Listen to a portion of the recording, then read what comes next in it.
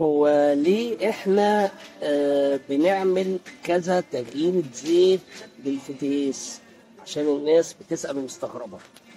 مبدئيا حضرتك لما بتفك طبة اي فتيس اوتوماتيك، اي فتيس اوتوماتيك مش سي في تي بس، تختلف طبعا من فتيس لفتيس ومن سي في تي لسي في تي ومن عربية لعربية. لما انت بتفك الطبة مش كل الزيت اللي موجود في الفتيس بينزل، تمام؟ وحتى لو انت فكيت الكارتيره مش كل الزيت اللي موجود في الفتيس بينزل. ده راجع لكذا سبب. ان اول حاجه ان معظم الفتايس الاوتوماتيك، أو كل الفتايس الاوتوماتيك بس بدرجات، بتسيب اجزاء من الزيت عنقه داخل التورك كونفرتر اللي هو الجزء المتصل بالموتور، داخل علبه البلوف، تمام؟ وورا علبة الجلوف، وفي عند الكلاتشات، وفي بيبقى في عند الكولر، تمام؟ يعني في 4 أو 5 مناطق بتخزن فيهم الزيت. عشان كده انت الفتيس بتاعك بيبقى 7 ل 8 لتر زيت.